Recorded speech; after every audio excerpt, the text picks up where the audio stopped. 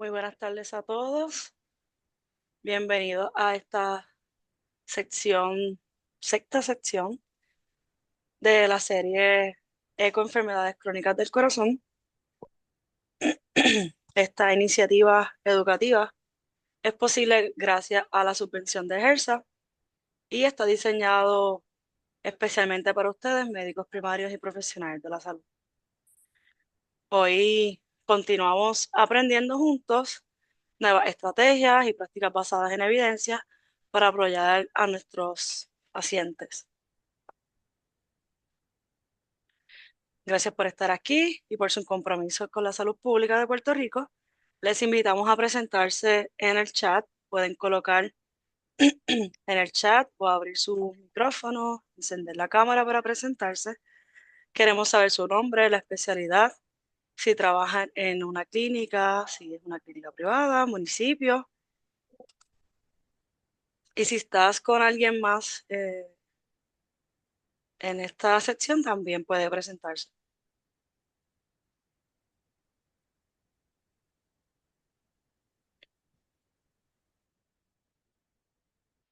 Pasamos a lo que es la agenda. Luego de esto tenemos el Icebreakers, un recordatorio de encuesta del Quality Improvement, las guías generales, la preprueba, la didáctica post-prueba, preguntas,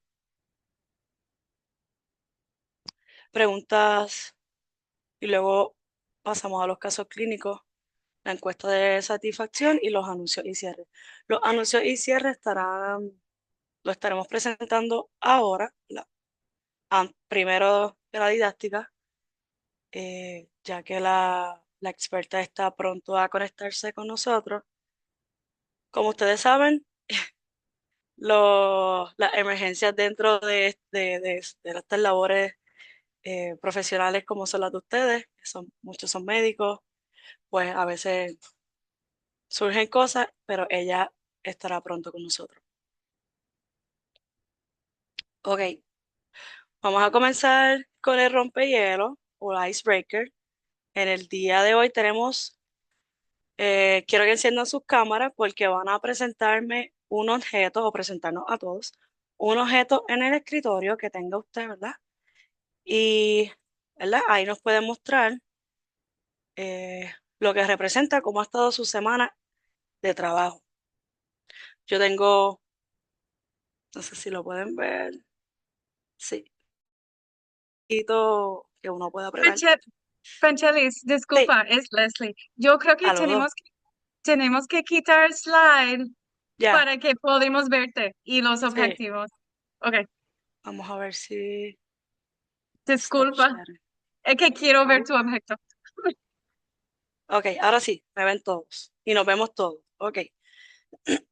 Este es el objeto que tengo para mostrarle, más o menos se ve.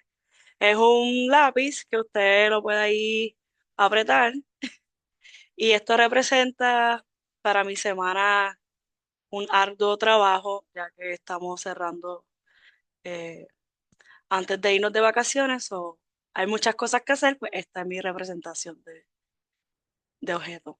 Alguien más que pueda encender sus cámaras y mostrarnos qué objetos tiene en su escritorio que representen cómo ha ido su semana. Yo puedo ir Desde, ahora, sí, no sé adelante. si ven por aquí, yo tengo una baraca porque hay una navideña. Así que eso está por aquí en mi escritorio y ya yo estoy ready para las parrandas, para la Navidad. Y eso me ha motivado en esta semana, ¿verdad? De trabajo, así que nada, ahora quiero ver lo que ustedes tienen por ahí. Excelente, muchas gracias. Veo que ha encendido las cámaras el doctor Luis Rosario. Sí, puede abrir el micrófono y Un hablarnos un marcador, poquito. un marcador aquí revisando los prontuarios de los próximos cursos y actualizándolo. Así que estoy marca que Exacto. marca. Muy bien, haciendo el check. Sí, exacto. Próximo, a ver quién más se atreve. Para esto son los icebreakers, para atrevernos. Aparte de eso, conocernos. Yo puedo ir. Yo usualmente soy de organizarme en la computadora, pero esta semana, pues, no se ve, pero es una libretita. He estado empezando a organizarme y a apuntar ciertas cositas importantes en una libretita. Así que, ese es mi objeto. Muchas gracias. Sí, yo creo que todo el mundo también debe tener una libretita en su escritorio. Doris, cuéntanos.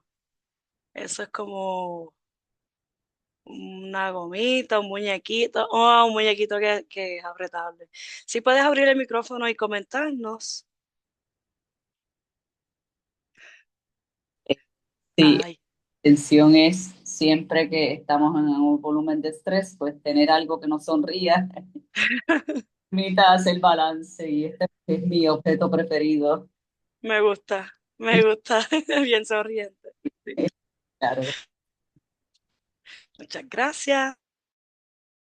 Creo que en mi caso no es tan saludable, pero siempre que tengo mucho estrés y demás, pues tengo o dulce o café, así que tengo mis galletitas aquí hoy presentes. Snacking. Eso está súper. ¿Puedo ir yo? Adelante. Tengo una cosita aquí raro. Es una estatua de una Buda, pero estoy utilizándolo para acordarme a ser tranquila durante todo lo que está pasando ahora antes de Navidades, porque con el trabajo, los proyectos, la familia, todo lo que tenemos que hacer durante este tiempo de año es mucho, ¿verdad? So, Sí, es es un recordatorio de de paz. este.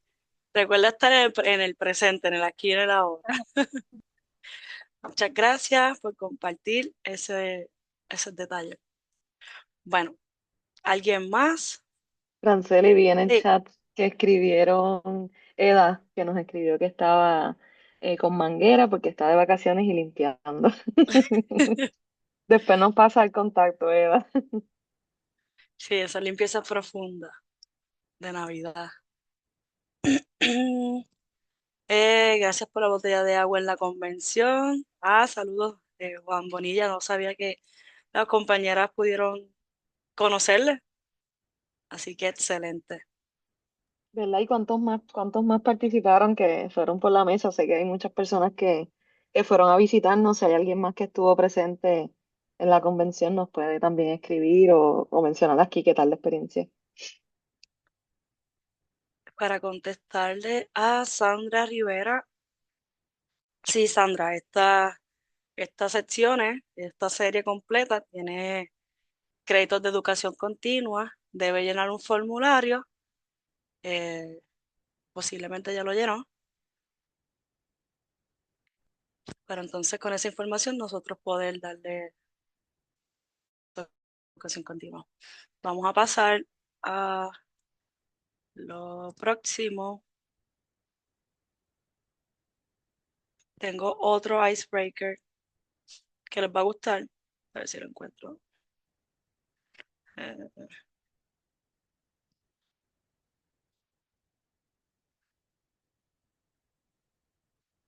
ok,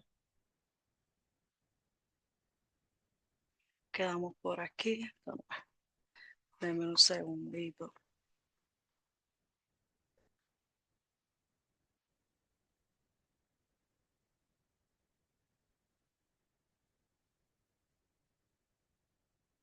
Mientras pueden seguir mostrándonos qué tienen en su escritorio que represente la semana, es lo que yo voy buscando la presentación.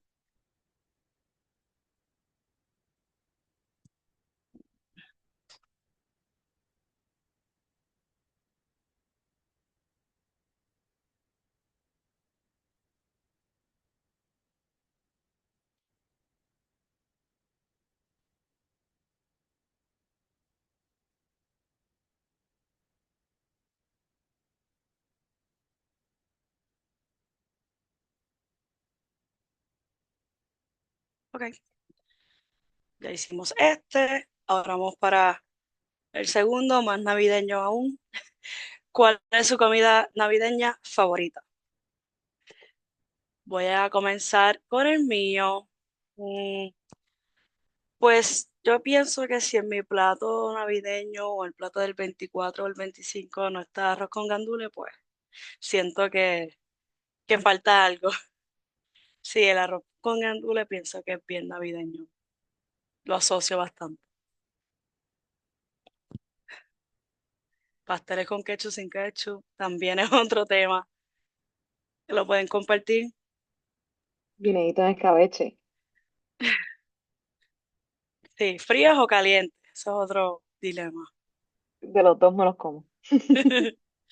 Y Amilcar nos dice, arroz con gandules, codito, lechón, pasteles.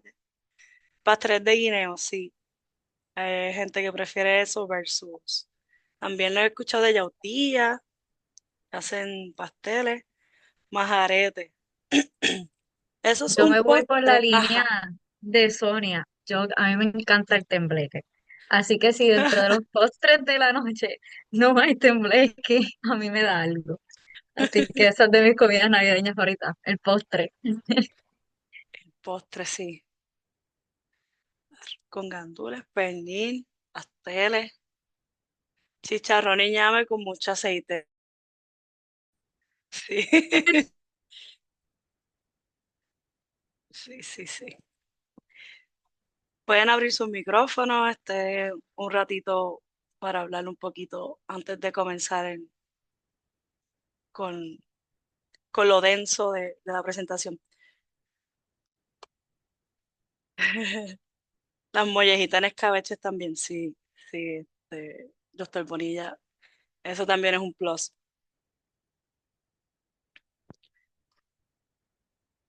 Muchas gracias por compartir.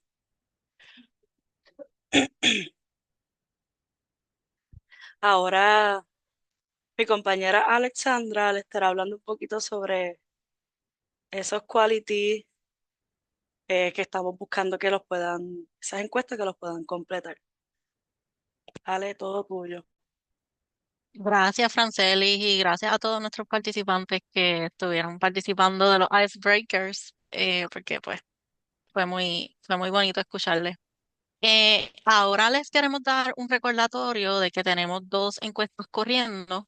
Son dos encuestas bien cortitas, les llamamos nuestras encuestas de Quality Improvement. Y pues lo que queremos con estas encuestas es que conocer si ustedes, nuestros participantes, están aplicando esas prácticas basadas en evidencias que les presentamos durante la serie. Así que ya estuve colocando los dos enlaces en el chat y también está, ¿verdad?, la explicación breve en la pantalla.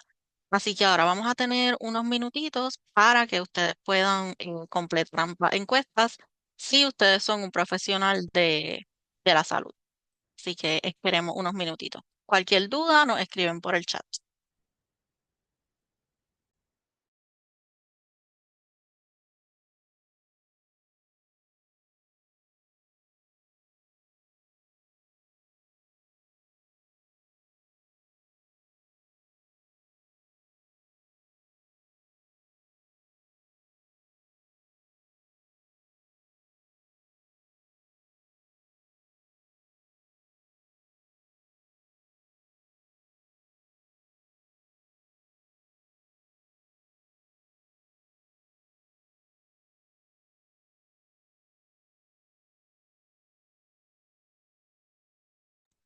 Ahora, la gerente de proyecto, Liz Mariel Tirado, va a mostrarnos cómo ustedes pueden ver o cómo ustedes ven, está en proceso, sí. Ahí se ve. Esa es la encuesta, así es como ustedes ven. Y tiene tres, dale, tiene tres, una pregunta, tiene tres preguntas, ¿verdad? Sí, puedes presionar. Voy a hacer una de Tiene. ejemplo para, ¿verdad? Para poder ver el resto de las preguntas.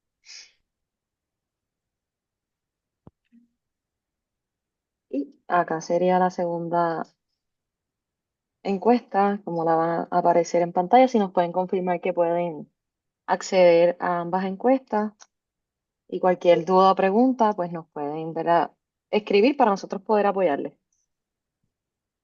Gracias. Esto es muy importante para nosotros. porque estamos, ¿verdad?, en proceso de, ¿verdad?, de investigación. Y tenemos también una oportunidad para colaborar con el Instituto de Salud Pública en estudios sobre la participación en series ECO.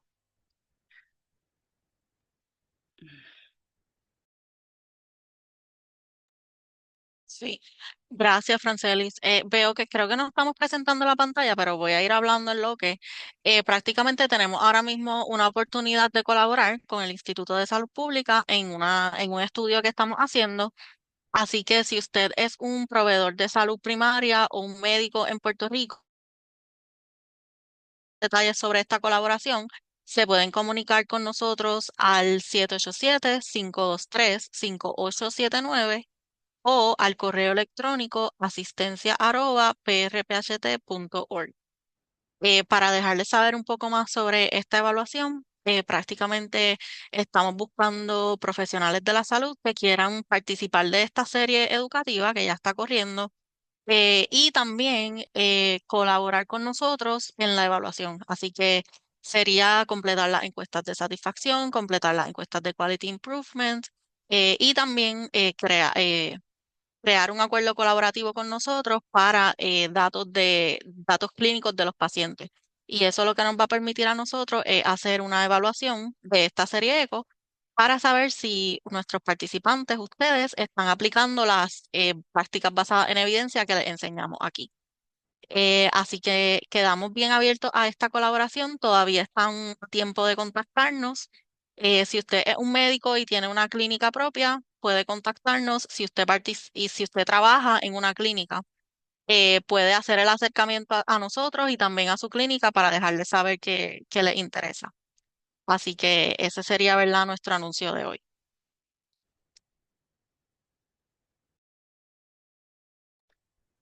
Olvidé mencionar que hay un estipendio por esta colaboración, así que para más detalles nos escriben y pues sí hay un estipendio por ese esfuerzo y esa colaboración con nosotros. Así que gracias, Franceli. Sí, y también tanto a usted como Clinical Lead y a la que así que hay estipendio para ambos.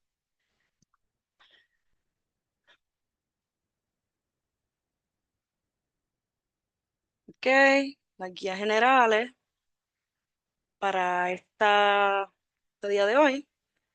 Encender sus cámaras. Para nosotros es muy importante que se puedan encender las cámaras.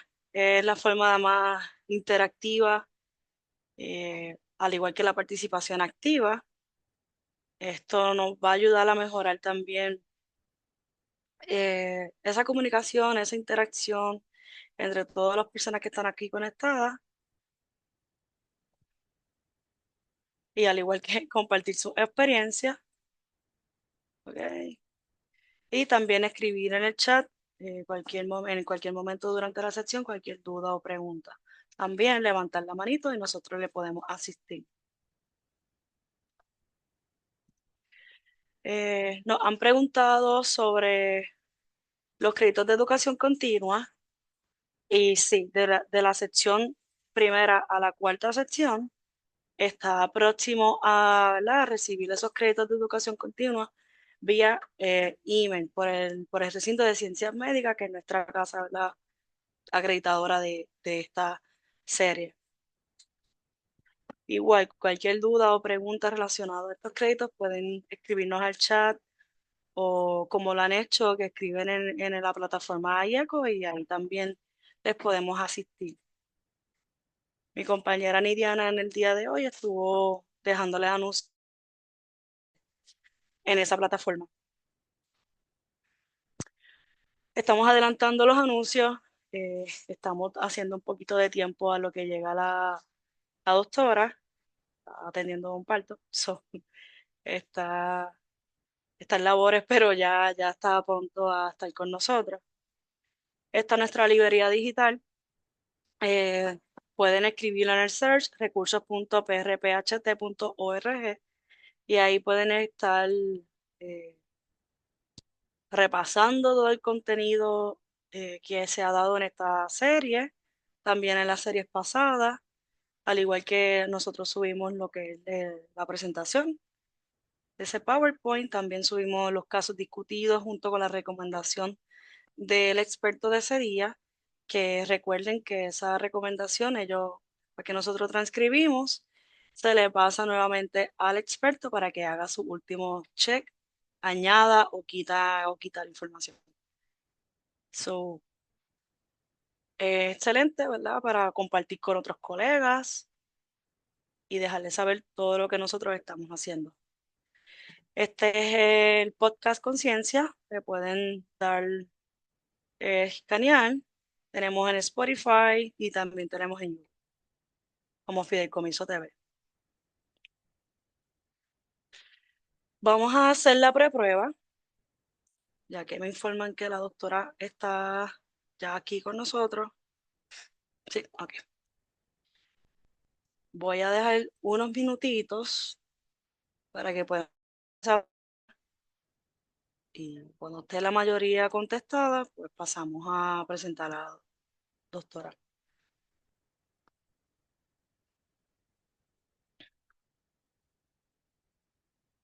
Pueden escanear el QR code, si no les sale, denle a la botoncito donde dice Pulse y ahí le dan preprueba.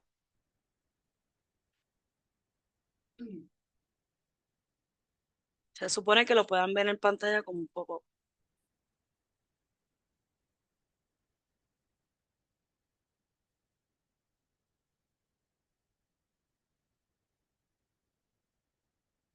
Ya. Hola, tengo una pregunta aquí de Maribel Pérez. Para poder adquirir los créditos de educación continua, el formulario que deben de llenar es el registro, además del registro de IECO. Hay una pregunta que dice que si quieres recibir los créditos de educación continua y la próxima pregunta es sobre el número de licencia.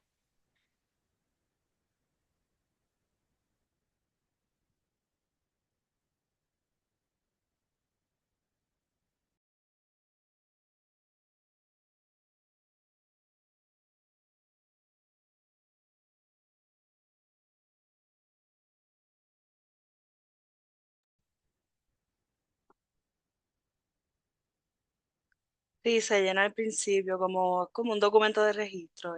Doctor Bonilla. Eh,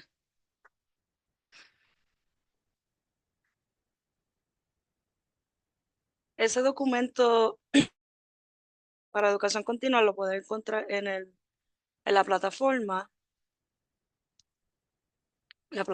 IECO.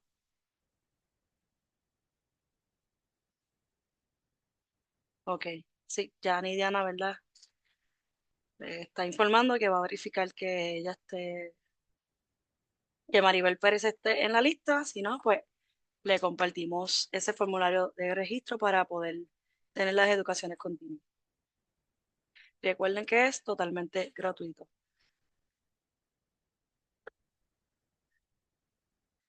Ok. Voy a dejar la preprueba abierta. Ahora sí, estamos. Pues para mí es un gusto presentarle a la obstetra y ginecóloga Paulette Urrutia Villamil, que le estará hablando sobre hablemos de la preeclampsia. Así que bienvenida y el espacio es de usted. Hola, buenas tardes. Disculpen la demora. Ustedes saben cómo son las emergencias, pero aquí estamos. Para mí es un placer estar con ustedes, así que nada, vamos a empezar con la presentación del día de hoy.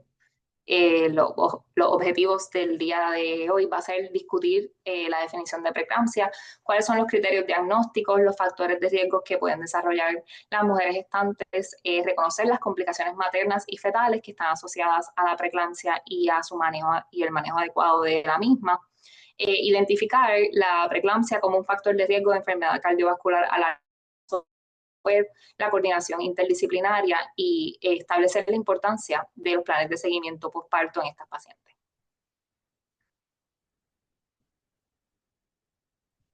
Básicamente vamos a comenzar, ¿verdad?, introduciendo el tema, estableciendo cuáles son las definiciones y los criterios diagnósticos, discutiendo los factores de riesgo materno, utilizando los criterios de cualificación para la administración de aspirina como prevención de la preeclampsia, discutir las complicaciones maternas asociadas a esta condición, a este complejo de condiciones realmente, las complicaciones fetales que se han visto asociadas al mismo, el manejo durante el embarazo, que es realmente un repaso súper breve porque el manejo de preeclampsia es muy extenso.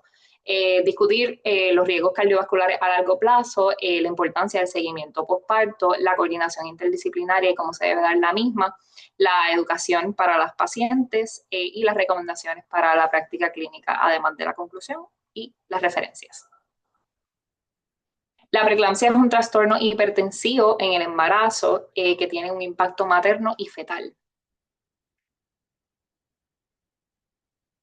Los trastornos hipertensivos son una de las principales causas de mortalidad materna y perinatal en todo el mundo, es particularmente las primeras 5 causas de muerte, está entre las primeras 3. La hipertensión afecta de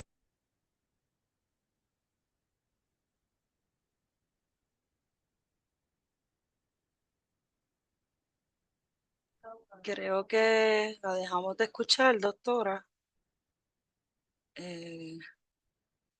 Vamos a ver si se le fue la pantalla también. Está conectando, ok.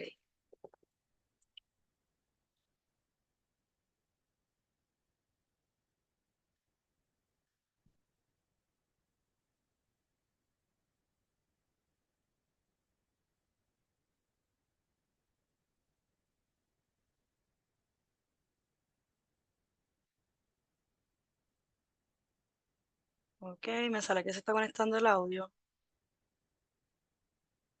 No sé si nos escucha, doctora.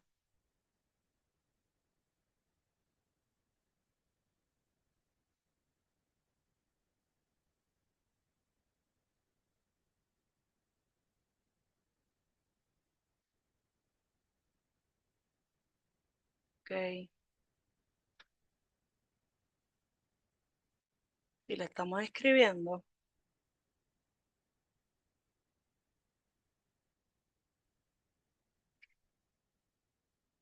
En ocasiones, si el internet es satelital y hay mucha lluvia, pues tiende a haber un poquito de problema.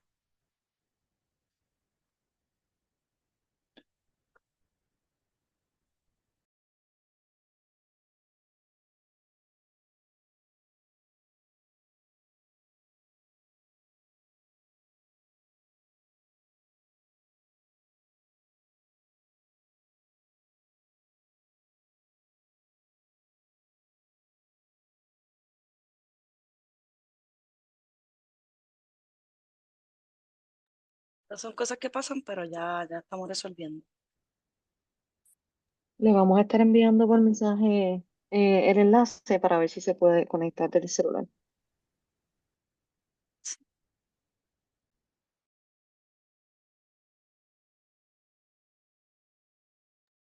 Mientras, eh, voy a leer unas preguntas acá para los que no están mirando el chat.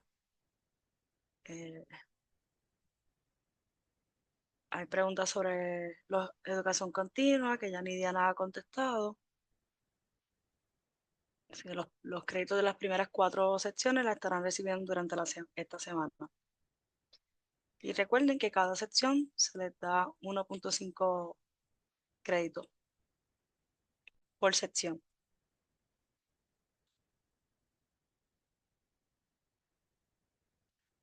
Y hay mucha gente aquí como yo que tengo que renovar mi licencia de enfermería.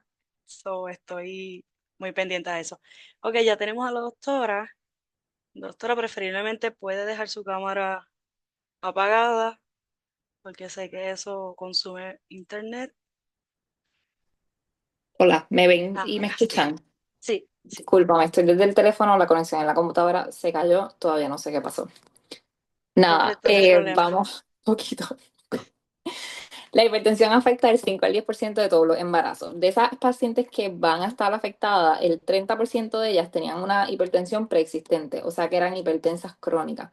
y el 70% de ellas van a desarrollar hipertensión durante el embarazo, o sea que van a ser hipertensas estacionales o van a ser preeclampsia. De esas 70%, el 25% de las pacientes que les va a dar hipertensión en el embarazo va a progresar a preeclampsia. Y estas son las pacientes, ¿verdad?, que más nos preocupan porque su deterioro suele ser mucho más rápido que las pacientes que ya vivían con hipertensión. La preeclampsia ocurre en un total del 2 al 8% de todos los embarazos. Y de esas pacientes hay que hacer la distinción entre las pacientes que tienen criterios de severidad y las pacientes que no tienen criterios de severidad. Las pacientes que no tienen, y vamos a hablar ahorita un poquito de lo que son los criterios de severidad. Básicamente, la palabra lo dice, si no tienen criterios de severidad, pues es un poco más leve. Y ese es el 0.6%, va a progresar a eclampsia. Que la eclampsia es una de las manifestaciones más temidas del embarazo. La eclampsia es cuando ya tenemos pacientes que están convulsando por los cambios en presión. De las pacientes que tienen criterios de severidad y que no se les administra magnesio como profiláctico para las convulsiones, entre 2 y 3% desarrolla eclampsia, que son las convulsiones. La patofisiología de la preeclampsia en realidad se desconoce, pero sí se han teorizado varios modelos y vamos a hablar del que más se conoce. La vía más común que se entiende que es el causante de la preeclampsia es la activación de células endoteliales y lo que causa es una inflamación intravascular secundario, ¿verdad?, al estrés del sincitio trofoblasto. El sincitio trofoblasto es el lugar de intercambio materno y fetal. Básicamente, la preeclampsia termina siendo una respuesta inflamatoria diseminada, básicamente bien parecida a lo que conocemos como el SIRS, a lo que conocemos como la sepsis. Es una patofisiología similar, o eso es lo que la propuesta, ¿verdad?, más común que se tiene sobre esta condición. Para cuando vamos a categorizar los desórdenes hipertensivos en el embarazo, podemos ir, ¿verdad?, a esos que son hipertensas crónicas, que como hablamos, eran estas pacientes que ya tenían hipertensión establecida en el embarazo, y hay hipertensas crónicas que pueden desarrollar preeclampsia sobreimpuesta. Y vamos a ir un poquito sobre esa definición ya mismo. Pero básicamente, para hacer un resumen, las pacientes hipertensas que desarrollan preeclampsia sobreimpuesta son aquellas que han estado todo su embarazo padeciendo de hipertensión, pero súbitamente tienen un cambio en el estado proteinúrico, tienen síntomas como dolor de cabeza que no se puede explicar por otra causa y que no resuelve con medicamentos, dolor en la boca del estómago que no resuelve con medicamentos y que no se puede explicar por otra causa, eh, eh, ay, eh, edema pulmonar, entre otras, o hipertensas crónicas. Y el otro tipo de hipertensas crónicas son el tipo de hipertensas crónicas que además de tener su hipertensión ya tienen una proteinuria de base. Y la razón por la cual hacemos esta distinción es porque no nos podemos confundir con una paciente que ya tenía hipertensión y ya tenía un daño renal establecido y pensar que esas pacientes están desarrollando preeclampsia. Si esas pacientes no tienen alteraciones súbitas en la presión o no tienen síntomas asociados, pues tenemos que, ¿verdad?, entender que son hipertensas con proteinuria de base. Y por eso es bien importante, y lo voy a discutir quizás un poquito más adelante, las evaluaciones con laboratorios desde el principio del embarazo para poder establecer cuál es el patrón de base de esas pacientes. Entonces, vamos a las hipertensiones que se desarrollan en el embarazo. En hipertensión en el embarazo se pueden dividir en hipertensa gestacional, que es la manifestación más leve en el embarazo, la preeclampsia sin rasgos de severidad, que sería lo que seguiría. Básicamente, una paciente con preeclampsia sin rasgos de severidad es una paciente que es hipertensa gestacional y desarrolla proteinuria. Cuando a esa proteinuria le sumamos del dolor de cabeza que no resuelve, el dolor de la boca del estómago que no resuelve, el edema pulmonar, alteración en la creatinina, alteración en las enzimas hepáticas que suben el doble del límite superior o que las plaquetas bajan por debajo de 100.000, entonces decimos que está desarrollando rasgos de severidad. Entonces, aparte de la preeclampsia con rasgos de severidad, cuando esas pacientes convulsan ya pasan a ser eclámpticas. Y hay una manifestación que se llama el síndrome de HELP, que hemólisis, enzimas del hígado elevadas y plaquetas bajas que eso es lo que responden las iniciales del HELP, que es un tipo de manifestación de preeclampsia, que es un síndrome aparte, pero se manifiesta similar. Así que hacer esa distinción entre estas condiciones quizás la mejor manera de verlo en este bosquejo para uno poder discernir todas las posibles presentaciones de la hipertensión en el embarazo y cómo hay que caracterizar cada uno. Ok, vamos entonces ahora a las definiciones y criterios diagnósticos específicos de cada una de las condiciones, pero más al detalle. Ok, cuando estamos hablando de presiones altas en el embarazo, tenemos que poder definirlas entre las pacientes no embarazadas y las embarazadas, porque los criterios obviamente son distintos. En una paciente embarazada se define como una presión normal cuando está por debajo de 140-90 milímetros de mercurio, que es una distinción a las pacientes no embarazadas, que una presión normal en una paciente no embarazada sería por debajo de 120-80. Así que nosotros hacemos ese salto grande a definir por debajo de 140-90 en las embarazadas como una presión normal. Así que definimos como hipertensión leve a moderada esas presiones que están por encima de 140 hasta 159 y la diastólica de 90 a 109 milímetros de mercurio. Y definimos como una crisis hipertensiva o una hipertensión severa cuando las presiones están por encima de 160 la sistólica y la diastólica por encima de 110. Así que si se fijan, hay un contraste marcado entre pacientes no embarazadas y pacientes embarazadas en los criterios de hipertensión, o lo que se define como hipertensión.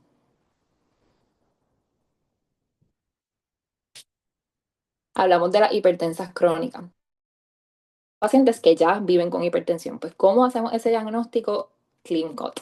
Pues el diagnóstico se hace cuando esa hipertensión está diagnosticada o se identifica antes de las 20 semanas de gestación, ya sea porque la paciente viene en su historial, en su primera visita y refiere que ella padeció de hipertensión, ya sea porque después del periodo posparto de su parto anterior, la paciente permaneció con presiones altas, o ya sea porque en alguna de las visitas antes de las 20 semanas de gestación ha demostrado al menos dos presiones en ocasiones separadas por encima de 140-90.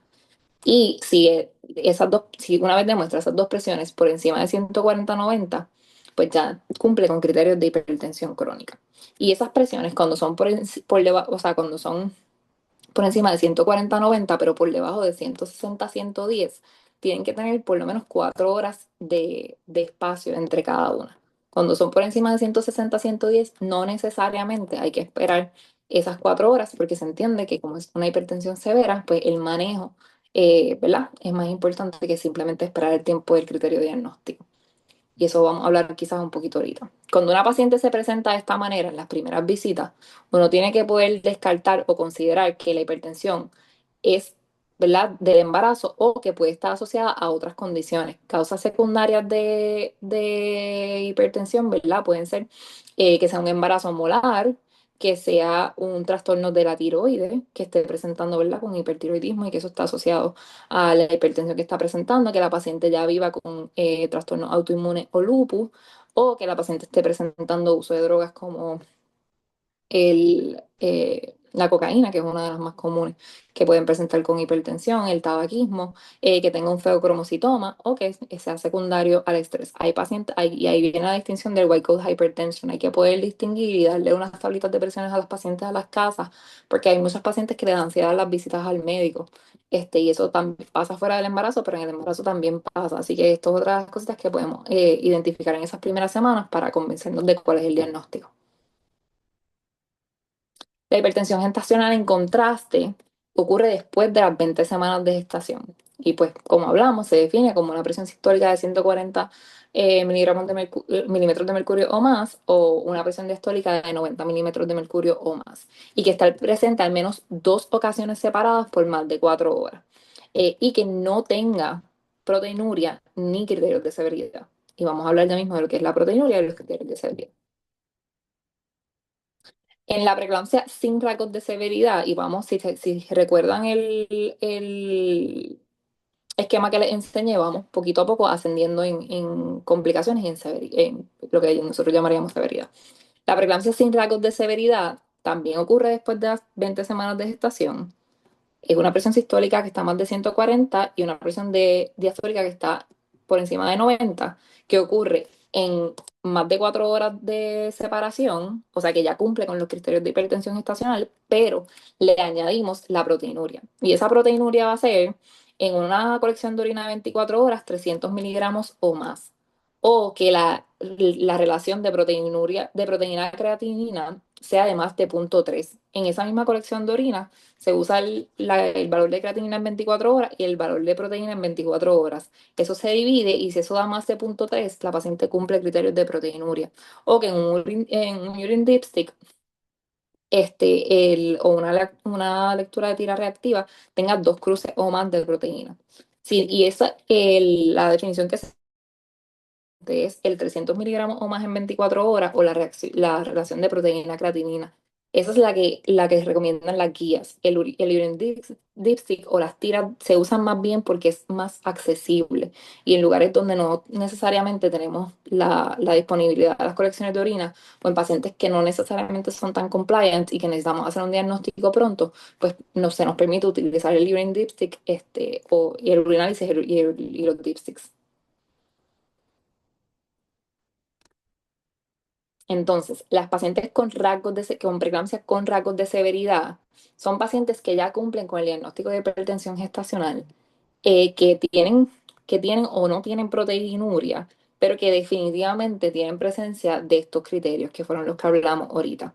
Si no tienen proteinuria y la presión está en rasgos severos, tienen que cumplir con lo siguiente. Tienen que tener trombocitopenia debajo de 100, que las enzimas hepáticas estén twice the upper limit of normal, o sea que por encima del límite superior de lo normal y que no esté explicado por otro diagnóstico preexistente.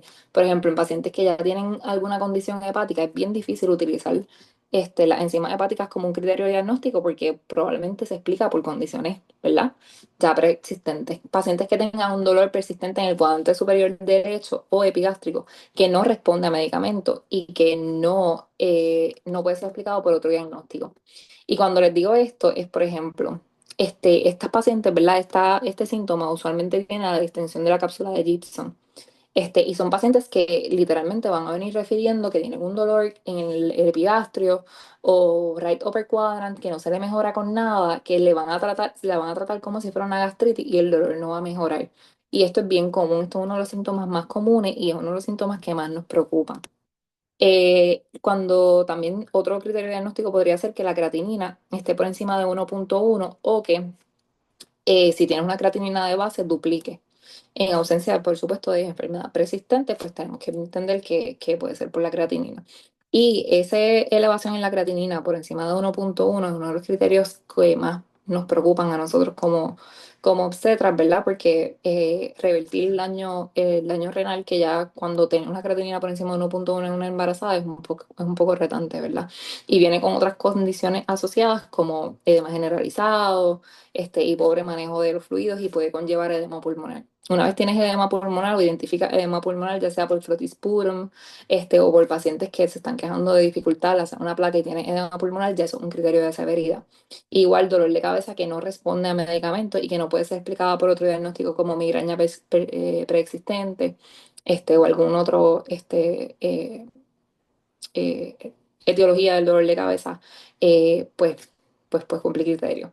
Y alteraciones visuales, ya sean escotomas, que está viendo puntitos, que está viendo luces que no mejoran, pues definitivamente pues son criterios de severidad. Así que esta tablita, o sea, este diagrama yo creo que es súper importante para poder definir los rasgos de severidad y son signos y síntomas que no necesariamente estamos normalmente muy familiarizados con ellos, pero cuando una embarazada presenta con alguno de estos síntomas, definitivamente vale la pena que hagamos la investigación para descartar preeclampsia severa o algún otro diagnóstico asociado a la preeclampsia, como los que hemos discutido.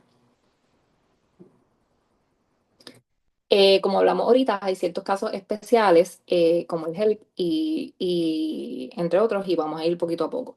Les hablé de la hipertensión crónica y les dije que había que hacer una distinción en pacientes que tienen hipertensión crónica y ya tienen proteinuria de base. Básicamente, la manera de hacerlo es que cuando tú identificas una paciente que tiene hipertensión crónica, es bien importante que en ese primer trimestre o tan pronto inicie el cuidado prenatal, se le hagan pruebas de base, una colección de orina de 24 horas, un CMP, que se le evalúen los electrolitos, que se haga un electrocardiograma o un ecocardiograma para saber su función cardiovascular de base, y en esa colección de 24 horas, si se identifica que ella ya tiene proteinuria, pues lo que se hace es que se compara la proteinuria a través del embarazo. Si se mantiene estable, la fluctuación en las presiones no se puede considerar preeclampsia, se tiene que considerar un descontrol de su hipertensión, ¿ok? A menos que sea un cambio dramático y que no responda a los medicamentos que la paciente normalmente está usando. Entonces, ahí sí podemos decir que es hipertensión crónica con preeclampsia sobreimpuesta con rasgos de severidad. Y ese es el próximo slide. Exacto. So, cuando vemos un aumento súbito severo en la hipertensión basal o un aumento súbito en la proteinuria, entonces tenemos que declarar que la paciente está desarrollando preeclampsia severa sobreimpuesta, o que hay alguna disfunción en los laboratorios como los que mencionamos, trombocitopenia, disfunción hepática o disfunción renal marcada, ¿verdad? Y estas pacientes, las pacientes que tienen hipertensión crónica, 20 al 50% de ellas podrían desarrollar preeclampsia sobreimpuesta. Así que por eso es tan importante obtener una evaluación inicial. El Practice Bulletin de ACOG nos menciona el ácido úrico. Esto es un laboratorio que no usamos con tanta frecuencia, pero básicamente se entiende que los niveles de ácido úrico son predictores, ¿verdad?, del desarrollo de preeclampsia sobreimpuesta. Así que un valor que deberíamos, ¿verdad?, ordenar con más frecuencia, y que particularmente se hace importante cuando tenemos que hacer el diagnóstico en salas de urgencia y tenemos el acceso pues rápido a hacer los valores de ácido úrico. El deterioro en ácido úrico pues puede ser señal de que la paciente definitivamente está desarrollando preeclampsia sobreimpuesta.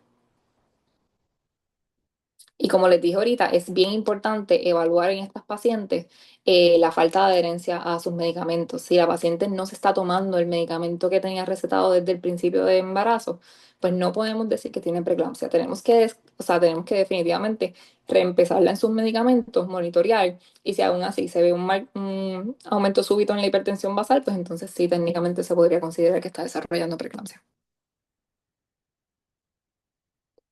Ahora, el síndrome de HELP, como les expliqué, se define como hemólisis, enzimas hepáticas elevadas y plaquetas bajas. De ahí viene el acrónimo del nombre. Se caracteriza usualmente por un dolor en el cuadrante superior derecho o un malestar generalizado. En el 90% de los casos, estas pacientes pueden presentar 50% de ellas con náusea y vómito. En ocasiones, y esto es lo que se llama typical HELP, y dentro del HELP syndrome hay un montón de variantes. HELP atípico, HELP parcial, y ahí vienen varias otras como que clasificaciones, pero lo que es importante aquí es poder distinguir a estas pacientes que parece que tuvieran como si fuera un síndrome viral, náuseas, vómitos, malestar general, dolor en el cuadrante superior derecho, pero que también están presentando una hipertensión de nueva aparición o proteinuria. Y en esas pacientes que no están desarrollando hipertensión o proteinuria, que tienen el resto de los otros síntomas, porque 15% de todas las pacientes con HELP syndrome no presentan ni con hipertensión ni con proteinuria. Sí presentan con enzimas hepáticas elevadas, bastante elevadas, más del doble de la normalidad. Yo le diría que las pacientes que yo he visto en los últimos 4 o 5 años son enzimas hepáticas por encima de los 200. Que las plaquetas están por debajo de 100.000, y en estos pacientes es bien importante enviarles el LDH, que es el marcador de hemólisis, y si el LDH está por encima de 600, pues definitivamente pues cumplen criterio para.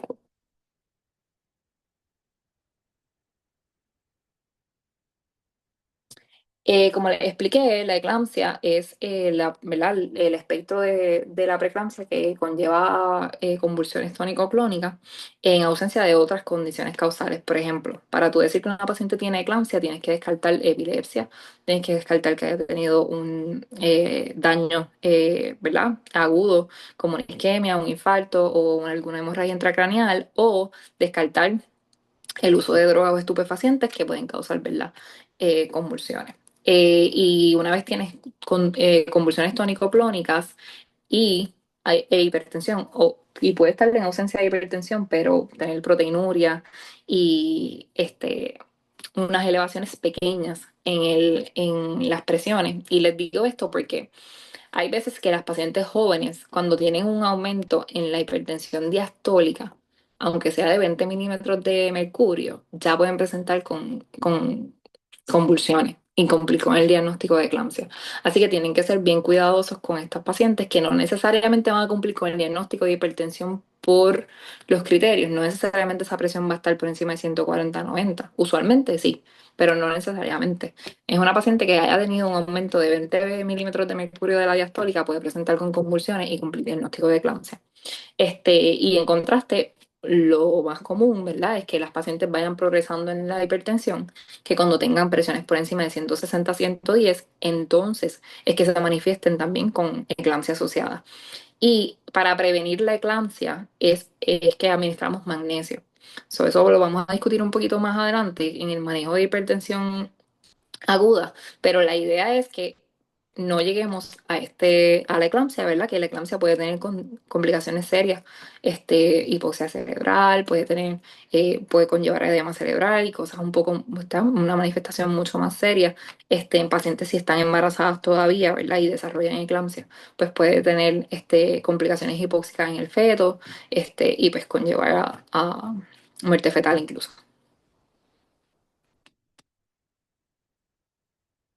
¿Qué condiciones son grandes imitadores de la preeclampsia? Hay un montón. Entre ellas, la trombocitopenia trombótica púrpura, el liver del embarazo, el síndrome hemolítico urémico, el lupus, la púrpura trombocitopénica inmune, el síndrome de antifosfolípido, las colecistitis o las pancreatitis que pueden presentarse, ¿verdad? Con enzimas hepáticas elevadas, en el epigastrio, en el cuadrante superior derecho.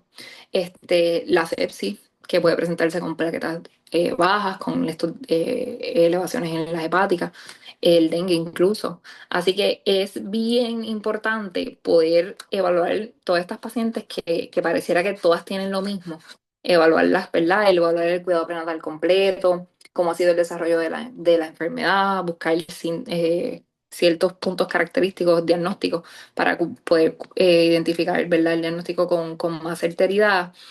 Pero definitivamente hay muchas condiciones que pueden imitar la preeclampsia. Lo importante siempre va a ser que si está la sospecha, que tener un índice alto de sospecha de que puede ser preeclampsia o HELP o algún síndrome asociado a la preeclampsia, tener un índice alto de sospecha y poder empezar la paciente en los medicamentos preventivos.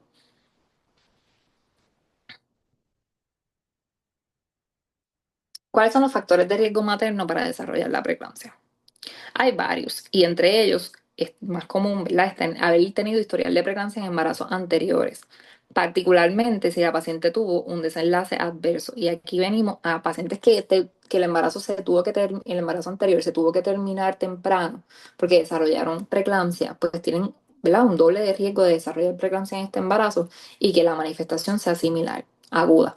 Los pacientes con embarazos múltiples están más a riesgo de desarrollar preeclampsias, pacientes que ya hayan tenido hipertensión crónica, como hablamos, 20 a 50% de ellas pueden desarrollar preeclampsia, pacientes con diabetes tipo 1 y 2 porque ya tienen un daño renal preexistente, pacientes con enfermedades renales por lo mismo, pacientes con enfermedades autoinmunes como lupus y el síndrome de antifosfolípido están mucho más propensas, pacientes con obesidad, que el índice de masa corporal esté por encima de 30, pacientes nulíparas, que ese sea su primer embarazo, están más a riesgo de desarrollar preeclampsia y pacientes con edad materna avanzada que se definen como un embarazo por encima de los 35 años. Y no es que cuando quedaste embarazada tengas 35 años, es que cuando quedaste embarazada o cuando vayas al momento del parto tengas 35 años. Y increíblemente, ¿verdad? No increíblemente, porque esto, ¿verdad? La patofisiología aún todavía se desconoce, pero se entiende que hay un factor genético en la preeclampsia, así que pacientes que tengan madres o hermanas que han padecido de preeclampsia están a riesgo. Si ha habido un intervalo prolongado entre los embarazos que haya pasado más de 10 años, se entiende que sí, que hay riesgo también. Y pacientes con nivel socioeconómico bajo o con la raza. Ojo con esto, ¿verdad? Porque obviamente sabemos que particularmente en Estados Unidos la data sobre factores sociodemográficos se analiza, ¿verdad? En ciertas poblaciones que están bien a riesgo o se sobrediagnostica en poblaciones que están a riesgo. La la manera que se tiene para prevenir la preeclampsia, ¿verdad? La data que se ha encontrado es que la aspirina de 81 miligramos al día en mujeres con factores de alto riesgo o factores de riesgo moderado, pues se benefician, ¿verdad? Y ayuda a disminuir el riesgo de preeclampsia. La indicación de la aspirina de baja dosis de 81 miligramos al día se hace entre las 12 y de empezar entre las 12 y las 10 y las 28 semanas, especialmente antes de las 16 semanas. Y las pacientes que cumplen, ¿verdad? El criterio son pacientes que tengan algunos de esos riesgos que están en la parte de high risk, o que tengan o sea, que tengan por lo menos más de uno de los de riesgo moderado. Pacientes que hayan tenido algún parto previo, que no tuvo ninguna complicación, no tienen criterios, no cumplen criterios para aspirina de baja dosis. Tienen que ser pacientes que estén en esa ventana, que sean nulíparas, que sean obesas, que tengan historial familiar de preeclampsia, que tengan características sociodemográficas como raza afroamericana o de bajo estatus socioeconómico, maternas por encima de 35 años o en 35 años, historial de que han tenido un bebé de bajo peso, un bebé pequeño para la edad gestacional, que tuvieron un efecto adverso en un embarazo anterior, que tuvieron un bebé que haya fallecido intraútero, que haya pasado más de 10 años entre un embarazo y el otro. Esas son pacientes de bajo riesgo y con tener dos de esos riesgos, pues cualifican. En Puerto Rico, si la paciente es nulípara y viene de un background socioeconómico bajo, ya cumple criterios y la mayoría de las pacientes en Puerto Rico cumplen esos dos criterios. So, ojo con eso, ¿verdad? Particularmente los médicos primarios, si nos pueden dar la ayudita de esa manera en lo que las pacientes llegan al cuidado prenatal, porque lamentablemente la mayoría de nosotros vemos pacientes de cuidado prenatal ya cuando están en el segundo trimestre, pues se benefician de haberle empezado a aspirina a las 12 semanas. ¿Qué complicaciones maternas se pueden ver asociadas a la preeclampsia? Pues son múltiples. Entre ellas, como hablamos, el desarrollo de la eclampsia, que es la aparición de convulsiones en una mujer con preeclampsia sin otra causa que se desconozca, que es desarrollo de síndrome de HELP, que es hemólisis, enzimas hepáticas elevadas y plaquetas bajas, que va, ¿verdad? En ese progreso de la enfermedad, que desarrolla insuficiencia renal aguda si la preeclampsia no se identifica o no se trata adecuadamente, edema pulmonar que puede conllevar ¿verdad? A complicaciones cardiovasculares severas, daño hepático por la misma presión de la cápsula de Gibson, la ruptura del hígado, una hemorragia intrahepática, que tenga un accidente cerebrovascular cuando las presiones suben a niveles severos, que ocurra un desprendimiento de la placenta, que puede ocurrir con o sin sangrado evidente. Hay desprendimientos de la placenta que son ocultos, que se desprende un segmento de la placenta y no se ve una pérdida de un sangrado, ¿verdad? Evidente a través de la vagina, pero que sí está ocurriendo esa separación y ese desprendimiento de la placenta. Y eso se puede ver como deceleraciones en el trazado. Y los pone, ¿verdad? Las pacientes con hipertensión severa y preeclampsia pueden requerir una inducción, un parto indicado prematuro, una cesárea de emergencia si hay algún tipo de desprendimiento de la placenta o inestabilidad de la paciente o del feto, y complicaciones como todas las que hemos hablado antes, por el mismo manejo y control de la presión.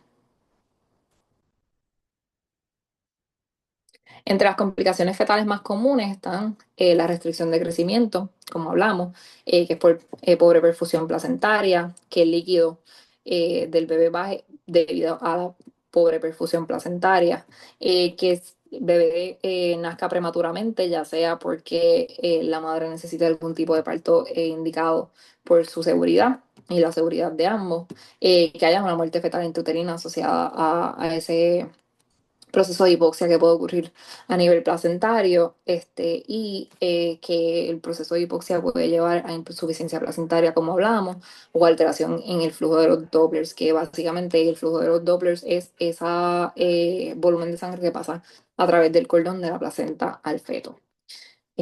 Básicamente estas son las restricciones más comunes, además del riesgo que hay de que haya un abrupto de la placenta, como discutimos en el slide anterior. ¿Cuáles son los puntos de manejo clave para, ¿verdad?, la hipertensión severa o la preeclampsia? El manejo, como les dije ahorita, es súper abarcador y está fuera de los objetivos de esta presentación, pero vamos a resumir ligeramente cuál puede ser el manejo de preeclampsia con severidad, que es de los diagnósticos más comunes y más preocupantes. Y para guías más específicas les dejo la referencia y siempre pues pueden consultar un obstetra. Según la guía, es bien importante establecer que para pacientes con preeclampsia severa se recomienda terminar el embarazo si están por encima de las 34 semanas. Incluso se puede recomendar terminar el embarazo antes si hay algún tipo de descompensación materna o descompensación fetal. Así que es bien importante que esas pacientes, una vez llegan a las 34 semanas y cumplen estos criterios, pues es importante que sepamos que esas pacientes van a requerir terminar el embarazo, que no se deberían dar de alta, no deberían estar embarazadas todavía. Para la prevención de convulsiones, lo más importante, y creo que lo he recalcado desde el principio de la presentación, es el uso de sulfato de magnesio. Y es importante administrar el sulfato de magnesio para estabilizar la paciente y para profilaxis de convulsiones, solo que el sulfato de magnesio se da una vez tú das el diagnóstico de preeclampsia con rasgos de severidad, deberías empezar el sulfato de magnesio y se debería continuar por lo menos 24 horas después del parto para prevenir que las pacientes puedan manifestar convulsiones. Hay ocasiones en las que este medicamento no se puede dar en pacientes con miastenia gravis o con alguna contraindicación específica al sulfato de magnesio. De lo contrario, es un medicamento que se debería poder empezar y hay diferentes regímenes. El régimen depende del protocolo institucional. Usualmente pueden ser 4 gramos de administración de una sola dosis, 4 gramos seguidos de 1 gramo por hora o 6 gramos seguidos de 2 gramos por hora.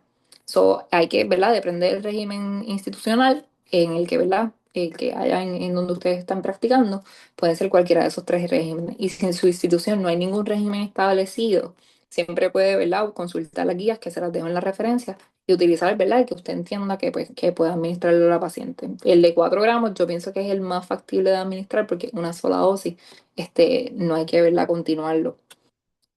El control de la hipertensión arterial es, ¿verdad? Es clave en este proceso. Y la manera en la que se manejan las presiones y los medicamentos que se usan, se los voy a mostrar más adelante.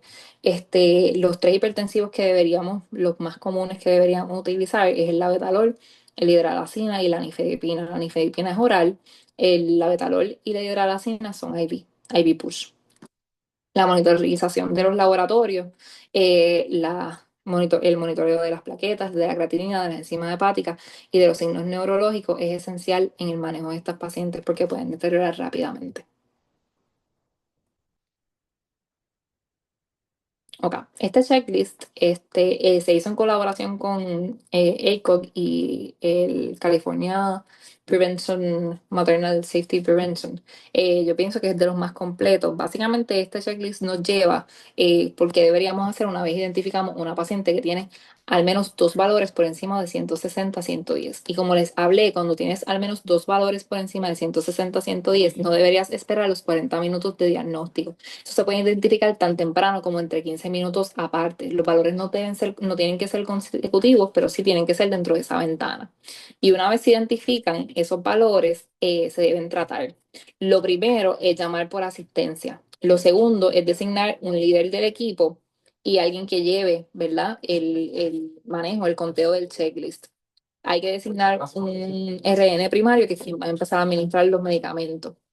En las pacientes que se identifica que tienen estos valores alterados en la presión, se deberían subir los rails de las camillas, asegurarse que los medicamentos, ¿verdad?, se puedan administrar según el historial de la paciente, empezarle el magnesio como profilaxis y ven en el lado azul pueden ver contraindicaciones para el magnesio. Pacientes que tengan miastenia gravis, que ya tengan edema pulmonar se debe evitar y usar con cautela en fallo renal. La realidad es que, ¿verdad? Depende del grado de edema pulmonar y siempre hay maneras de manejarlo. Hay pacientes con edema pulmonar que se le puede manejar el edema pulmonar con el Lasix y como quiera darle el magnesio. Hay pacientes que tienen edema pulmonar que no se le debería administrar el magnesio porque va a empeorar el edema pulmonar. Así que esto es con ojo. Siempre consulta, interconsulta, ¿verdad? Y con cuidado. O sea, van a saber qué pacientes ustedes se van a arriesgar y qué no. Y si no, siempre pueden consultar con algún intensivista, con con medicina interna o con obstetra, quien tengan cerca. Entonces, el otro paso de la lista definitivamente es administrar terapia antihipertensiva dentro de la primera hora que la paciente presente con hipertensión severa. Para nosotros en este hospital, yo soy en el Hospital Municipal de San Juan. Nosotros manejamos hipertensión estacional, hipertensión crónica y preeclampsia con rasgos de severidad en un daily basis. Para nosotros las presiones se cogen, una vez se identifica una presión de 160 a 110, a los 15 minutos se repite la presión. Si la presión sigue por encima de severidad, se le administran medicamentos ahí mismo, como que no esperamos 10 minutos, administramos medicamentos y el protocolo que nosotros más usamos, hay tres protocolos, el de la betalol, el protocolo de nifedipina y el protocolo de hidralacina. Si la paciente no tiene acceso a IV, utilizamos el de nifedipina. Eso no es lo más común, pero les puse el protocolo ahí y lo pueden ver en la guía. Está disponible, hay nifedipina de 10. El protocolo de la betalol, que es el más que se usa, ¿verdad? El protocolo de la betalol se administran en intervalos de 10 minutos. So, la dosis inicial es 20 miligramos. Se repite la presión en 10 minutos. Es IV push, 20 miligramos IV push. Se repite la presión en 10 minutos. Si la presión sigue por encima de rangos de severidad, se administra 40. Si en 40 no resuelve, se le repite de 10 minutos, no resuelve, se administran 80. Y una vez se administran 80 y la presión no resuelve, entonces cambiamos de medicamento y usamos hidralacina. Dosis inicial de 10 o de 5. El protocolo de nosotros es de 10 y después de 20. En el protocolo de hidralacina se deben esperar 20 minutos entre las dosis. Esa es la diferencia del protocolo de la betalol y de la hidralacina. La betalol se dan 10 minutos de diferencia, hidralacina se da 20 minutos. Y Procardia, nifedipina, también son 20 minutos. Pacientes en las que deberíamos evitar el protocolo de la betalol son pacientes que tengan asma activa, enfermedad cardíaca preexistente o congestiva y se debería usar con precaución en pacientes con historial de asma. Y ojo con esto, no es una paciente, si la paciente tuvo asma hace más de 5 años y nunca ha tenido una exacerbación en los últimos 5 años, pues, ¿verdad? Eso no es una contraindicación para utilizar un medicamento que le va a beneficiar en bajar su presión. Obviamente, con cautela, pero la realidad es que en Puerto Rico la mayoría de la gente te va a decir que tiene historial de asma y no necesariamente tiene asma activo o reciente. No todo el mundo tiene esa contraindicación y la realidad es que se benefician del medicamento la mayoría. Vamos al siguiente slide. Ok, laboratorios que voy a ir ordenando: CBC, CMP, un urinálisis para la proteína, ¿verdad? De manera rápida, una colección de orina de 24 horas para calcular el protein to creatinine ratio, pero eso obviamente va a tardar, el LDH para descartar la hemólisis, el PT-PTT por lo mismo, porque pueden eventualmente terminar en hemólisis, fibrinógeno por lo mismo. Y un screening de toxicología se debería considerar porque, como hablamos, ¿verdad? Ciertas drogas recreacionales pueden conllevar a hipertensión y no necesariamente tiene que estar asociado al embarazo, sino es por el uso de esa sustancia. Así que una vez identificamos una paciente que ya le administramos algún tipo de hipertensivo porque tenía presiones severas, definitivamente le deberíamos colocar un acceso a IV, idealmente 2. Se deberían tomar los laboratorios de preeclampsia, que son exactamente los que están en el recuadro verde y los que hemos discutido durante toda la presentación. Si tienen menos de 34 semanas de gestación, se le deberían administrar los corticosteroides antenatales, ya sea betametasona o dexametasona. La primera dosis de dexametasona son 6 miligramos. La primera dosis de betametasona son 12 miligramos intramuscular. Por lo menos la primera dosis, y entonces la segunda dosis, pues, que el obstetra decida en el manejo, pero por lo menos la primera dosis, si tiene menos de 34 semanas de gestación, definitivamente se le debería administrar al momento del diagnóstico. Hay que verificar si necesitan algún tipo de profilaxis para embolia, porque la preeclampsia y la inflamación diseminada definitivamente las pone más a riesgo. Así que verificar si cumplen con un criterio de media, de Lovenox o de algo de esto. Colocarle un catéter urinario para poder monitorear el output.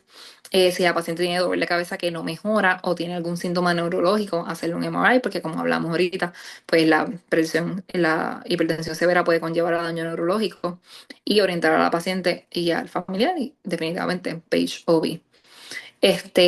como les hablé, vamos aquí a la partecita azul. Estos son los otros protocolos, el de hidralazina, que son 5 o 10 miligramos IV push en 2 minutos.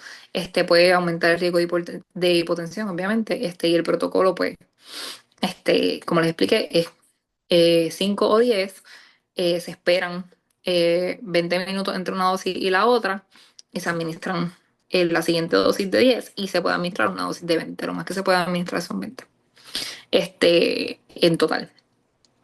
La nifedipina oral son medicamentos de 10 capsulitas de 10 miligramos y sirve para pacientes que no estén eh, canalizadas y no se deben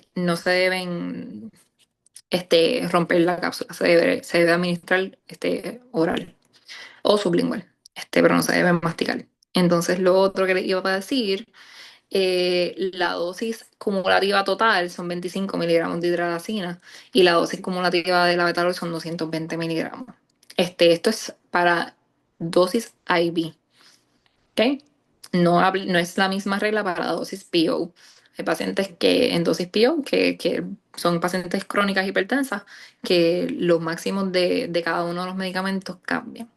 Entonces, ¿qué pasa cuando ya le diste magnesio, que es el medicamento de prevención de convulsiones, y la paciente vuelve a convulsar?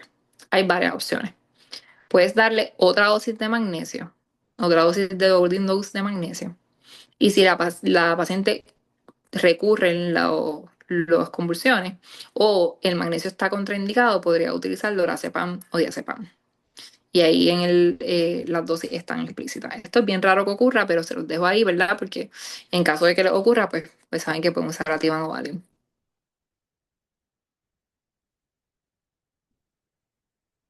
Ok. Estos son los algoritmos de medicamentos que ya los discutimos en el slide anterior, pero podemos repasarlos. Las opciones son la betalol, hidralazina y nifedipina. El nifedipina, el Procardia es el regular, no es el extended release, es nifedipina de immediate release.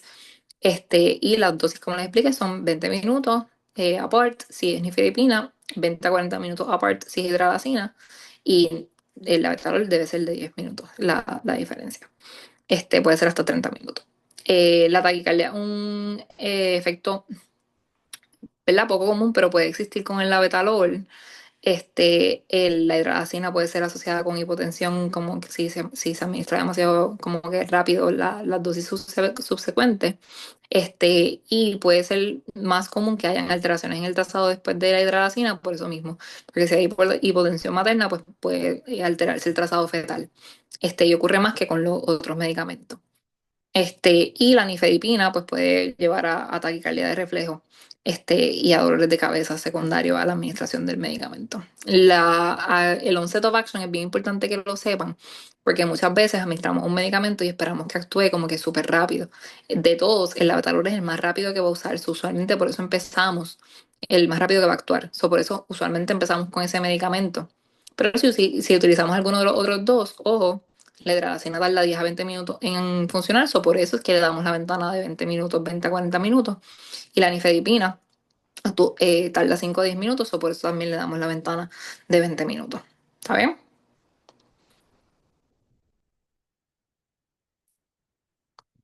Ok. ¿Qué es un keynote de esta presentación? Es que la preeclampsia es un factor de riesgo para enfermedad cardiovascular futura, es como un stress test natural. Una vez, ¿verdad? La paciente desarrolla preeclampsia, pues revela vulnerabilidades que puede tener a largo plazo. Las mujeres con preeclampsia deben ser evaluadas para aterosclerosis luego del parto y tienen definitivamente un riesgo aumentado de enfermedad cardiometabólica. Así que es bien importante que después de que una paciente desarrolla preeclampsia en el embarazo, en el periodo postparto, tenga un seguimiento cardiovascular cercano. Debe tener una consulta con su proveedor primario, ya sea el obstetra o un cardiólogo, entre los primeros 7 a 10 días tras el alta y 7 a 14 días si había algún tipo de cardiopatía. Es importante dejar de saber, ¿verdad?, que en las pacientes que desarrollan preeclampsia con rasgos de severidad, el colegio es aún más estricto y nos dice que en los primeros 3 a 5 días se debería ver como que una reevaluación o en la ventana de 5 a 7 días. Así que en pacientes que han tenido alguna manifestación un poco más severa, el seguimiento es mucho más cercano. Es súper importante que luego de alta de esta paciente, para poder determinar cuáles van a ser los medicamentos con los que va a continuar en el periodo posparto, hay algún tipo de interconsulta entre el internista y el cardiólogo. Muchas veces nos pasa que le damos un diagnóstico a una paciente de preeclampsia con rasgos de severidad, eh, tiene el delivery, o sea, tiene a su bebé ya sea puerto vaginal o cesárea. Las presiones mejoran después de la administración de los medicamentos, después del magnesio, se va de alta del hospital, y nunca más se le da seguimiento a esas presiones. Y estas son las pacientes que están a riesgo de desarrollar complicaciones, de desarrollar una cardiomiopatía por ¿verdad? El volumen que manejaron, por las presiones que tuvieron durante el embarazo, o desarrollar enfermedad cardiovascular a largo plazo. Así que es súper, súper importante que estas pacientes, después de tener el parto o la cesárea o el delivery de su bebé, se sigan bien de cerca con su internista, con un cardiólogo y con el obstetra, que por las primeras 6 semanas postparto es responsabilidad del obstetra y que debe coordinar ese cuidado postparto a largo plazo.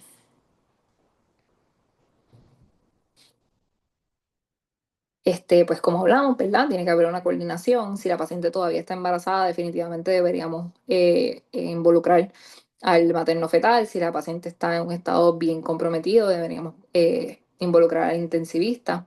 El plan postparto no debe limitarse al alta, debe haber unas visitas tempranas, educación a la paciente. Lo más importante es educar a la paciente de cuál es su riesgo y de cuáles son los síntomas que tiene que estar pendiente.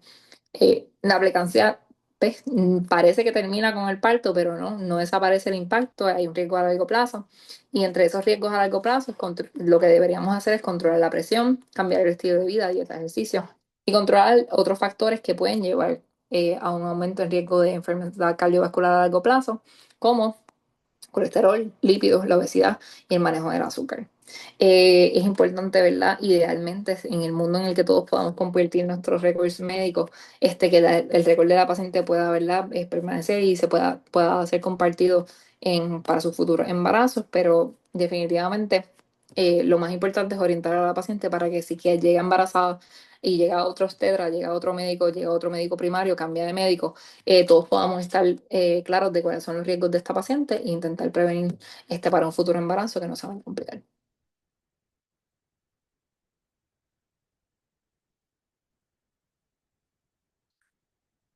Así que nada, yo les diría que lo más importante es referirse al algoritmo de los primeros slides, repasar puntos claves de la definición. Si tienen alguna duda, alguna pregunta, en confianza, este es el momento idóneo. El manejo de la preeclampsia, por lo menos ese manejo inicial de la hipertensión severa es súper importante, ¿verdad? Que se sientan cómodos con ella. Poder identificar las pacientes que están a riesgo, poder utilizar la aspirina como un profiláctico para este tipo de pacientes, establecer protocolos en sus instituciones, y poder tener un equipo multidisciplinario en el caso de que de que pues, tengan que manejar alguna paciente con hipertensión estacional, preeclampsia o alguna de esas manifestaciones más severas como la eclampsia o el HELP, y asegurarnos de que las pacientes, una vez están dadas de alta, tengan un buen seguimiento postparto. Por supuesto, educar a las pacientes.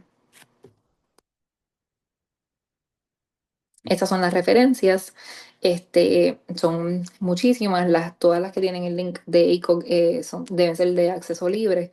Y si en algún momento necesitan alguna, les puedo dejar mi correo electrónico. Se pueden acercar a mí y con mucho gusto les comparto.